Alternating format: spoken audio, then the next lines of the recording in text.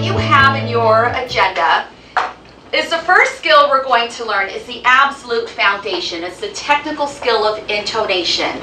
It is the rhythm and the melody that we bring into our speech.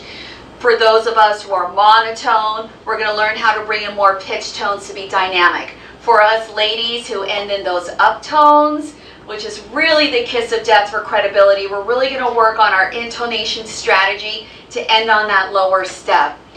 Women with uptones and credibility don't match. So we're going to work on how we can have a nice communication strategy to end that. Intonation is the most important skill you can bring to your speech. We're going to work with you on using your intonation with a bigger voice. You do a nice job with the rhythm and the pitch tones, but now we want to bring in that bigger voice. And so that's the foundation. That's the speech part. That's how to speak like an executive. But then we're going to learn voicing. How to place our voice in that optimal pitch range so we can sound more like a CEO and have more of those leadership qualities. As I've mentioned before, there's two kinds of pitches. There's habitual pitch, where it's personality, we don't think about it, we talk and go. Then there's optimal pitch, and it's physiological.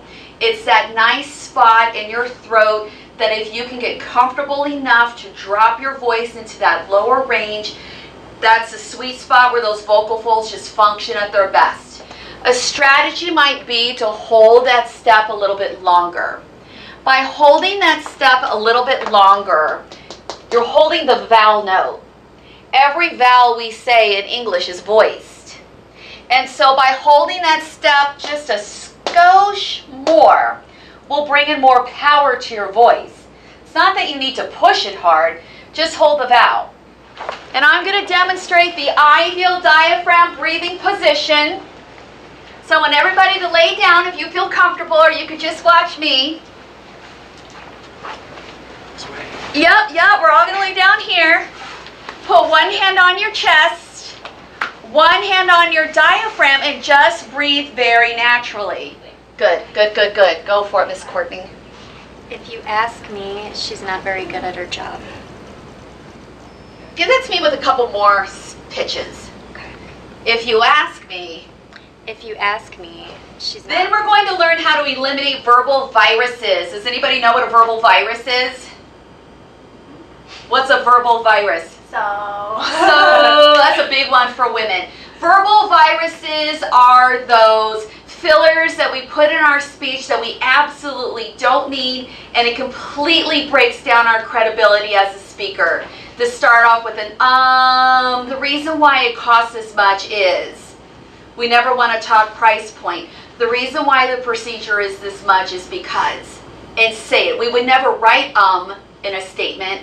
We certainly don't need to start with it. So we're going to learn how to squash that behavior. You've been working on that. How's that going? Yeah. There you go. Now we have learned our mechanics. Now we are going to learn some other helpful strategies on how to turn our speech anxiety into productive energy. So for those of you who say, ooh, I feel like I lose all my thoughts when I have to speak, or I get so nervous, I don't know what to do, these strategies are for you. Having different bold primary colors will make you more successful with that. All right, now we're going to talk about body language. This is actually very important subject matter. You want to make sure that when you're presenting, that your brain and your body are saying the same thing.